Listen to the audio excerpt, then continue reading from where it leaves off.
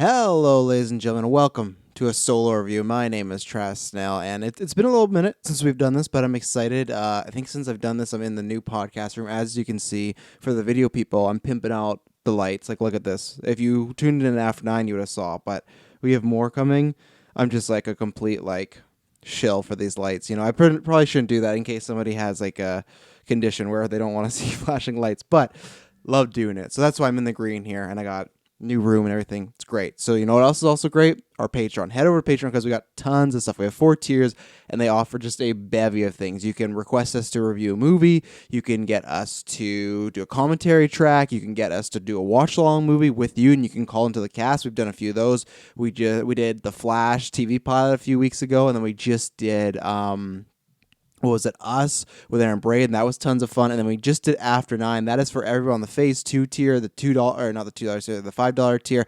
After 9 we're doing once, maybe twice a month, and it's a cast where we're going to go 2 hours, talk about anything news, and people can call in. The first hour is on the main feed, the whole show's on the Patreon feed, and man, it was just tons of fun because we got to talk to people that have been listened to us for a year, or someone like Summer Hansi who's been listening to us for almost 4 years now. So it was so much fun to put voices to the face, but just good conversation. I always say this, that we're very lucky as far as the fans we've accumulated, because it was the first time we've talked to all these people before, so it was good, but you never know, right? But people were friendly, people want to talk, so we're going to do that in the future. I cannot wait. We have a Discord that's going to be linked down below as well. As far as, even if you're not on the Patreon, you can join that and just talk to us about episodes, news, whatever it is. It's all the GV hosts. It's a bunch of listeners already joined it today, so do that. And then formally, everything else is links below where you can subscribe, rate, review, follow us on Twitter, Facebook, the whole shebang. And then the biggest thing we're just going to start pimping out is November 7th. It's our 4th annual charity stream, 4th annual stream for BC Children's Hospital. It's a 24-hour stream. I think we're starting 9 a.m. PST is going to be the time. And we have tons of events. Some events I can't even confirm yet because there's moving parts and whatnot. There's one event in particular that has quite a few people, and I can't wait to announce it. People maybe from the network, maybe from other places, and it just could be tons of fun if it happens. But either way, it's going to be tons of fun. And go donate there. It's tax deductible, so you can write off at the end of the year. It goes towards BC Children's Hospital, and we can't reveal yet, but if we hit 1,500, which we didn't last year, we hit our goal every year except for last year. We were $234 away. So close. But if we hit our goal this year, someone's going to be shaving their head, and it all goes towards a good cause. BC Children's Hospital, that means a lot to us as two of our podcasts here have kids, and just even in general, they do a lot of good work. So there'll be links all over in this description for the next few months. Our Facebook, Twitter, you can go look into it. It's your first time hearing, go, oh, is this charity legit? It's all legit. It's done through Extra Life. And yeah, we're going to do 24 hours. There's going to be, if you don't know, we do an esports kind of mini league. So there's going to be title matches. There's going to be, I can't even know. So it's going to be tons of fun stuff. We always try to, what we do, of course, in those willy-nilly hours, 3 a.m., 4 a.m., we get a little tired playing games. But for the most part, we always try to put on a showcase and have you guys enjoy it. And I always say this because, we have the numbers and it's going to sound like regurgitating from last year. But before we get into our reviews here, if every single person that listened to this donated just $1, just $1, we would easily hit our goal. So that's all I say. And the other thing is, we understand, especially right now, this is probably going to be our toughest year. COVID, lots of people not working, lots of people don't have income. We completely get it. All we ask is, and you don't even have to, you can do it now, you can do it a bunch. All we ask is, on the day, November 7th, if you have Twitter, you have Facebook, you follow us, just give it a share, because you never know. There's many times where we've had people donate on multiple streams that we didn't know. Wasn't a family, wasn't a friend, wasn't a listener, just somebody went, you know what, this is a good cause, these people are doing a good thing, or I want to see this guy shave his head bald, I'm going to donate. So that's all we ask, is that's a free. That takes 5 seconds to hit a retweet, hit a share. We would appreciate it. You guys have always supported us, so we thank you very much. We did the math. We've raised for Extra Life, we've raised over $3,700, but in general, we've raised over $4,000 on charity, which is pretty good for just 6 people in little Kelowna, Canada. So today, I wasn't sure how I was going to do this. So the main review is going to be Antebellum, which we're going to get into right now. And then I'm also going to review, The Devil All the Time. And then what is the other one? See, I'm already referring, that's not a good sign. The Babysitter Killer Queen. I'm going to review all those, but the main one's Antebellum. We're going to start with that. All of them will be non-spoilers, and then I'll probably put ad breaks in between them also, you get a chance to leave, and I'll, I'll let you know. So, and maybe in the description, I'll try and put some time codes there. So if you want a certain review, you can go to it. So, Antebellum. This is a movie that I have only seen a few previews for. I had heard some buzz about because, producers of Us and Get and everything like that. But it just looked like it had a certain type of style. And I feel like lots of people were looking at it like this could be the next Us, that could be the next Get Out. And so this is a movie, stars Janelle Monáe. And I'm not going to get too much into it because I've thought of ways to try and describe this movie to people, but all the ways I've wanted to, that as far as comparing it to other movies, I can't, because I think the second I compare it to movies, it would spoil it for you. I will just say that it is a very controversial movie for a few ways, but I think it has quite an outlandish plot. I think acting's all fine. And this is my non-spoilers, and I'll give you a 3, 2, 1 into spoilers. I like Janelle Monáe, but I've seen her in Hidden Figures, and I think there's one other thing. I've never gotten the hype of her being this amazing actress. I feel like people really like her music, and they've kind of taken that over into, oh, she's a phenomenal actress as well.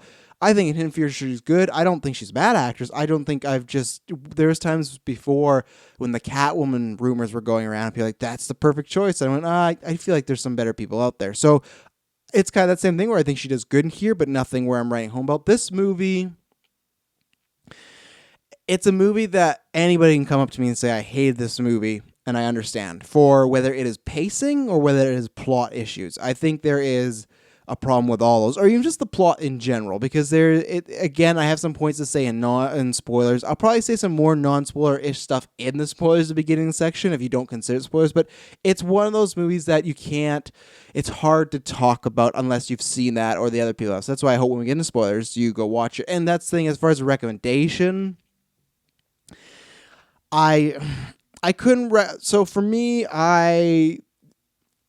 there's not many movies out, and we do this for the podcast, right? So if there's anything ever new, if you're a content creator, you go, you know what, this could be something interesting, could be something fun. There's not much new out there. We got The Boys. We got some news finally popping off, but really, as far as movies, which especially in the summer was always, no lie, unless a Star Wars movie was out in December, summer was always our biggest month because movie after movie after movie. I know we're in September, but that was still like kind of just recovering from August, right? And it hasn't been like that. So any kind of new movie I jump on for the most part, except for Bills and Ted. I have it purchased. I just actually haven't watched it yet because I wanted to watch 1 and 2. I watched 1. I got to go back and watch 2, so you won't get a review from that from me in any near time future. But this movie, I would not recommend it. It's funny, there's so many critics and whatnot, and it's a film that I think is doing not great critically, and people have described this like very, very poorly. I was talking about this with Aaron Brain, who did our Us watch along, and he just said like his screenwriting class and whatnot were kind of tearing it to shreds, and I can see why. I don't think it's one of the worst like horror movies or worst movies of this year. That's not been that many, but I don't think it's one of those that stick to my brain of, oh man, this really sucks. This is just that I was kind of bummed throughout for multiple reasons, but also just not too engaged. There was a few times where I went, I'm going to pause this and finish this tomorrow, and I might not get around to reviewing it, So I almost did, but then something happens where it did gauge my interest. I went, okay. It was more, I just want to see what happens instead of being really engaged, which you can counter me and say, well, you were engaged. I guess so, but it was more just, I was so curious. It's like, okay, what's going on with this plot? And you might be wondering why I haven't given any plot, because I don't want to, because it is... I can't give it anything that would be any merit as far as not spoiling it. I can't give you anything that would be like, oh, that makes a lot of sense. I would say that it's a very twisty movie, and if you like that sort of thing, I'm not guaranteeing you're going to like this movie, but you're more up for that. If you don't like slow movies or like slow burn movies, there's some few like, scenes where stuff's happening very quick, but it takes its time. And for an hour and 45-minute movie, it did not feel that. It felt a lot longer. And that's the other thing. I feel like other things could have been trimmed down, or I don't know though. It's tough. I'll get into that in spoilers, or reworking of some scenes. That's all I'll say. So I don't really recommend it. There's something very interesting about this movie, and I understand why it is. It's very controversial when they did reveal what was going on, and I was like, wow, it's a bold movie. I'll say that. It's definitely maybe a movie you probably haven't seen before. There's some other ones I can compare, a certain set of scenes or a twist to, but as far as this movie, definitely on its own. So I'm going to give you the 3, 2, 1. We're going to take a drink of this water, and then we're going to spoilers for Antebellum. 3, 2, 1. We're into spoilers now. Okay. So, and then maybe if you don't even, didn't really want to see this movie, I should have said that before, is like, this is the perfect way if you want to know what happens, listen along. So, we start with Janelle Monáe's character, who I can't remember her name. Well, it's Eden, and then it's Veronica. I got to remember the name because someone gave us a 1-star Tenet review on Apple Podcasts because we didn't remember all the Tenet character names after seeing it 30 minutes later. Woof. So, this film is in 3 chunks, and not in the actual, like, a 3-part, 1 act, 2 act, 3 act, It's in, we meet Janelle Monáe and a collection of other characters, but she's our main character. She's our lead. And it's proposing, at least, this is going back into slavery time, and she's a slave around with a lot of other people. They're picking cotton. They're on this plantation, being treated terribly. To start with that,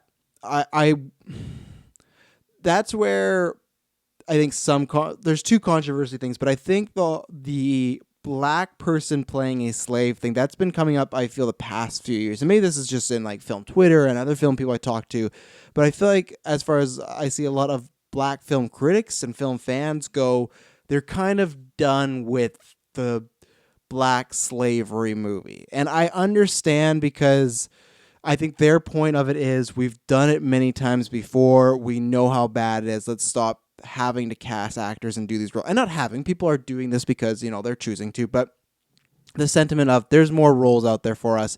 We don't need to keep going back and doing the slave thing. And I understand that more now, especially after this movie, because it's like, we're just covering ground that I've kind of seen before. I felt like, of course, there's always a reason. If there's a good story, maybe it'll fit. But I always felt like after 12 Years a Slave, that was kind of not the ultimate, but the tippy top, as far as this was a great kind of very hard look at slavery and made you feel very uncomfortable. And I feel like there's many other great movies out there, but I always do hold up as like one of the top 2 or 3, even as the one, as far as this is a movie about slavery. And it's done terribly in the way of how it makes you feel, but it's done the best it could possibly be, and I don't know if we need any more. It's just like that topic has been covered.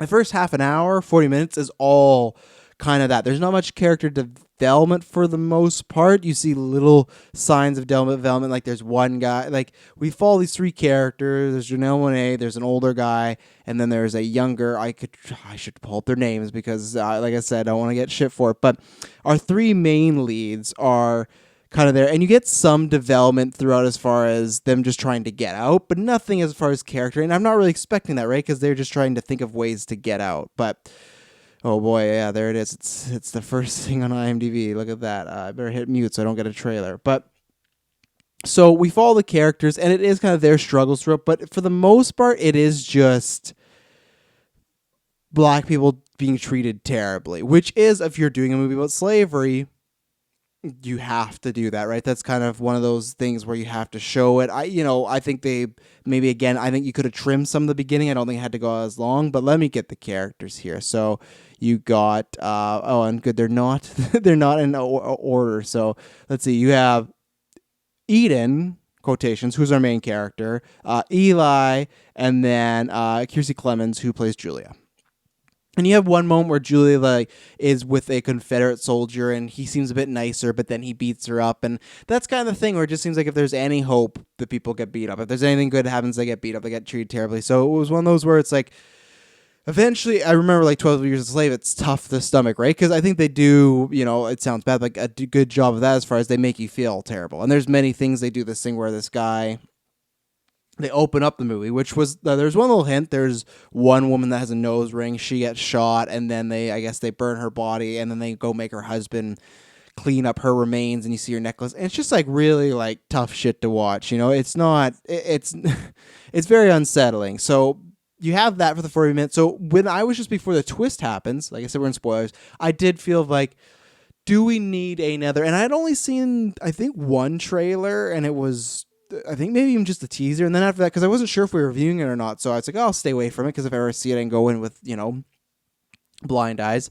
So I didn't have any semblance of what the twist could be. So when we get to the twist, the whole slave stuff is not exactly what I thought was, okay, this is another movie about slavery and something's going to happen, whether it's a horror vibe, a horror twist, something like that. And we get this scene where, again, another just like, this is where I do understand it. It's tough, but it's just like, it's something that we've seen so many times where it's like, I don't know if I need to see it. You have our main character. She gets raped by her slave owner and then she goes to sleep and a phone rings and she wakes up. And it's Janelle Monáe playing a character named Veronica. And it's in present day, everything like that, cell phones, the whole shebang. So you're like, okay, is this a dream? And you're kind of trying to figure out, like, is it a dream? But you would feel it's not a dream because it took so long, right? Like, the first opening of the movie is like 30 to 40 minutes of this slavery chapter. So I think most of us go, it's not a dream, but we can't figure out, was like that an ancestor or something, or, we can't figure it out. And they opened up some line with the movie. It was like, the past is dead, but the past is now, or something like that. So you're like, oh, she go back in time for some reason? Does she get brought back? All these things are going around. What the actual result is, I did not think of. And I think it's a clever twist. But so you set up her life. She's husband, kid. She's like some sort of analyst of sort, because it seemed like she was like on a Fox News type show and she was debating a guy and kind of putting him in his place about racial issues and things like that. She's definitely a pundit, because we go to some gathering of her talking to other black people about being empowered and stepping forward and all this sort of things. So you show, okay, this person has a big in the community stamp going on. And then we have some of that. We have a bunch of home stuff with her and her husband, and that's good. And then you get like a date night with her friends where it's Gabrielle Sidibe and I can't remember the other woman's name, but they go out and there's like some back and forth, and she bumps into some characters that look similar to the characters we'd seen in the past in slavery era. So again, you thought, oh, is this some sort of weird, it is a dream, she projected them? I don't know. Is she dreaming forward, thinking about what her life could be in the future, and just happens to be our present day?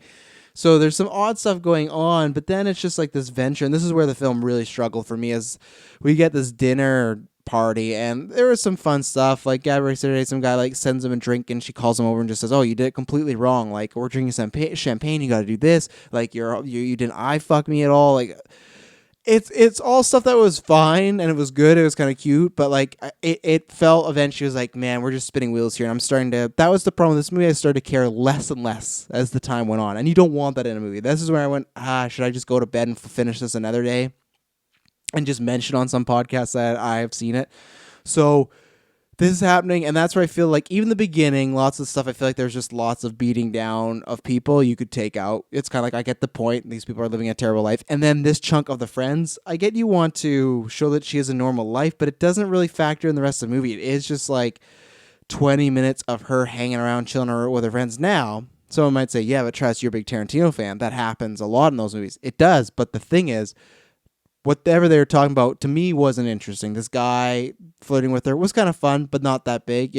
They hint on that these three women are staying at the same hotel, and their other friend is white, and she's like, oh, my service is great. And then they go, well, our service hasn't, and they look at each other and kind of go, oh, it's because we're black, right? These people at these, because it seems like whatever this twist is, this hotel might be involved, that they're down to us, and that's about it. But it's like, I feel like there's all these little threads as plot points that are thrown in there that we didn't really need. You could easily cut out. And then two, the actual conversation just didn't interest me personally. So we get the big reveal coming up. The dinner ends. They're taking a cab back. The two friends go in a separate car. She goes, oh, look, when I put my hand over here, the sun radiates. She goes in her car by herself. Music's really loud. She asks her to turn it down. The driver pushes down their window. It's Jenna Malone. Jenna Malone, who I don't even know what her claim to fame would be. She was in Sucker Punch. Everyone thought she was gonna be Barbara Gordon, the BVS Ultimate Cut, and she's just like a Star Labs scientist or something. But anyway, so she's in this movie, and I actually like Jenna Malone from what I've seen of her. I didn't like her in this movie. I thought she was hamming it up quite a bit for a character that I don't think needed to be as hammy.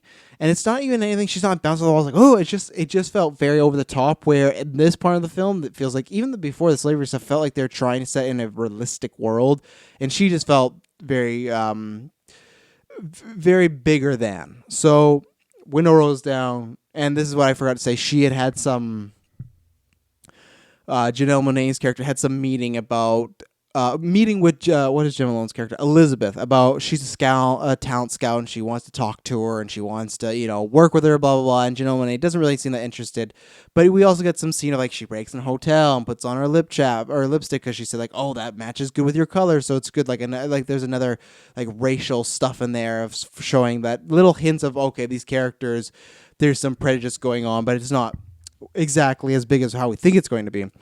But she's the driver, rolls down. Jack Houston, who I love Jack Houston from Boardwalk Empire. He's kind of like the main like plantation, I'd say like asshole. And he's around in this scene. So she's in the car, window goes down. She realizes that's the person she talked to earlier. Jack Houston pops out, gets her, tranks or whatever. She's knocked unconscious. And then we jump back to the phone was ringing in the plantation because it was her slave owner's phone. And then he bustles out. So it wasn't even a dream. It was just her almost dreaming her old life. He bustles out of the room and answers it. So the big reveal, and this is where I think you could potentially lose a lot of people for, I don't know, a few reasons, but the reveal is the plantation stuff is currently happening. The present day stuff was a flashback. What is happening is the white people are abducting black people and putting them in some sort of part in the woods or somewhere that has no phone signal, everything like that. It's past this like Civil War reenactment thing. So if people come by with costumes you don't notice, they're literally doing like a cosplay reenactment of slavery. So that's what they're doing. It's like the exact same way as what they had as far as weapons or technology or barns and horses and all that sort of thing. They had all that, and it's just like a big show, and it's so they can treat, and it's a show, but they're killing people, they're hurting people, they're criminals. So that's the big reveal as far as it was, a whole put on. That's where I want to compare it to. This is spoilers for M. Night Shyamalan movie. It's very much like The Village. The Village is that movie where who is it? Is it Joaquin Phoenix or Jake Gyllenhaal? I think it's Jake Gyllenhaal. No, it's Joaquin Phoenix. Oh man, I'm gonna be so mad now. But let's see, The Village. Why do I not? I'm going to say it's Joaquin Phoenix. So let's, actually, Sigourney Weaver was in that movie. Wow. And it probably was Jake Gyllenhaal, right? Because it was Joaquin Phoenix. I was right the first time. Good. So that's that movie where Joaquin Phoenix ends up in some sort of place where it's like old-timey, right? And they're supposedly monsters, but what they've done is they've lied this whole community their whole life. They birth them there. They don't give them internet, Wi-Fi. They say they use these monsters to keep them in, but really it's the real world is out there. They just keep them in there as far as a lie. And that's what this is in a sense. And I thought that twist was I thought it was clever and interesting. That's when I did engage in the movie. Go, okay, this is, what do we have here? The thing is, it's just a good twist. And the reason I think it is a good twist is because it's one of those that seems outlandish. It seems like something like The Hunt that came out earlier this year. But at the same point, it's like, I don't know. I feel like there's enough fucking racist assholes out here that would do something like this. There's people that you see on the news or people you see on social media. I wouldn't put it past them, and there's terrible, terrible people still in this world, unfortunately. And that's where it's like, you know what? This is obviously a heightened sense of reality. And I hope nothing like this would ever happen. But obviously it's high concept kind of horror. And I go, okay, so they've created this community, and that's what I was in for it. The rest of the movie is just kind of her escaping. They make this plan. Like I said, Julia, Kirstie Cumlin's character, commits suicide, takes her own life. She just can't. She's just getting beat down and hurt so much and everything like that. She can't take it anymore. So Julia and the professor go, we're getting out tonight. And that's the whole getting out part is. And that just turns into kind of an action, not action, but kind of action. It's just like, we have a plan, we got to get out, and we got to fight a bunch of bad racists. And as far as it is good that I was happy you don't get some sort of, oh, she doesn't get out. Like, it ends with her literally, I got the phone, I pinged the location, everything like that. But the ending is just like, the first 40 minutes is just, you're seeing a bunch of terrible stuff go down. And then then the next 30 minutes is like, oh, this is a woman just living her normal life. There's 10 minutes where you're like, this is the twist. This is what's happening in this movie. And then the next 20, 30 minutes is, okay, it's time for her to escape, and it's a bunch of action. She's getting back at people. Like I said, it's good she escapes. There's no twist that way where she ends up staying there. You get to see all the people that were like the racist characters that were really bad. The slave owner, Jack Houston, what's her name, Jenna Malone. They all got killed in very terrible ways. There's one cheesy one where they have this, like I talked about, this bed where they burn people, whether it's alive or the bodies. And she had like hurt the general. She needed hurt. They called him the general, but her slave owner, she needed his face to unlock his phone so she gets in the location. She does that. She brings him into that burner to burn him.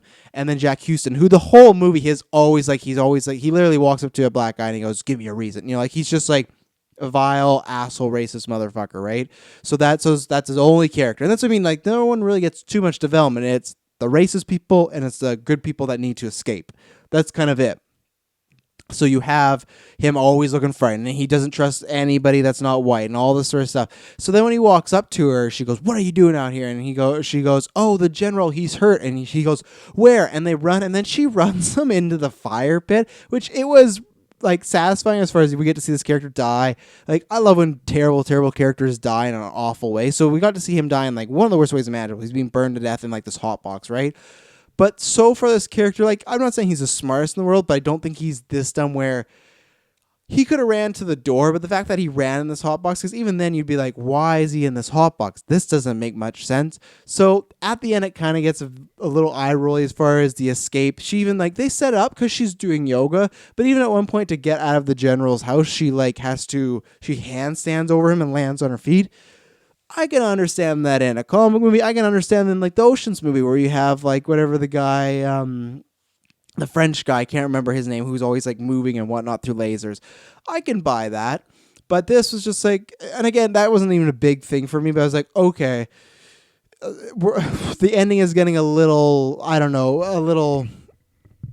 I don't want to say not believable, but it was that for me. There was parts of it, not the whole ending, but there was parts of it, and it got a little over the top. And like I said, just a little. The whole movie's pretty over the top when you think about it. But again, I don't think anything like this could actually happen. But I did think of like the same way with Get Out, as far as I don't think there's that twist. That I don't think white people are doing that currently, but it's just like it was a play on society, right, and a play on what white people would potentially do, white racist people, right? So that's what this was.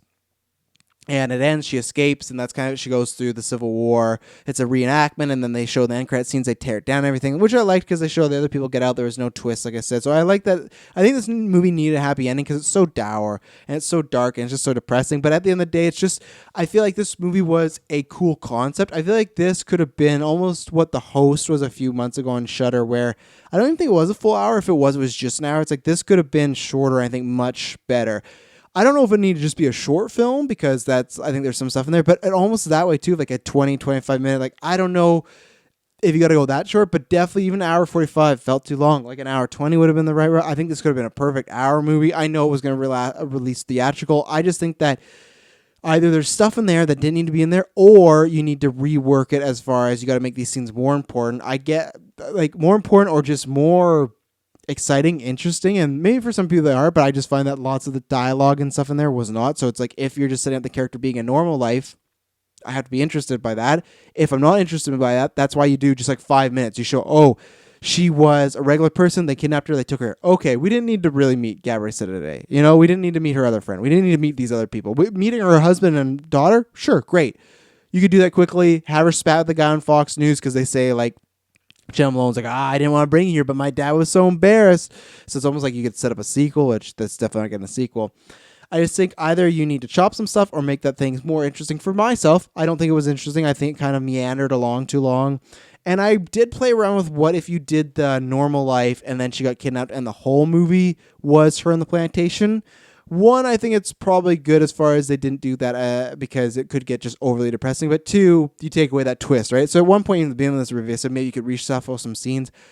I don't know if you could because I didn't know if I would be interested in the movie and they couldn't have marketed it the way they did if you did it that way. But I think maybe there's just maybe it's just that I think of that beginning of the opening of where she is could have been a lot shorter. So yeah, that's my review. I would give it I think like a 4 out of 10. I really like that twist. I think that was really clever, and that was like a fun idea. Like, okay, you have these really, you're playing off of these people in the real world that are super racist and outlandish and are making these claims and then post terrible shit and dress up in terrible shit. This is taking it to the nth degree, like the Purge, anything like that. So okay, this is there's something here, but that was about it. It was just a twist. Everything else kind of out the window. So, yeah, I would give it a 4 out of 10. I'm never gonna watch this movie again. Didn't enjoy it. It's something like this next movie I'm gonna talk about coming up very quickly. Devil all the time. Good performances, but I don't really have anything else much more to say. So that's Antebellum. I'm gonna take a drink of water. You're gonna go at a quick ad break here, and then we're gonna get into our next films.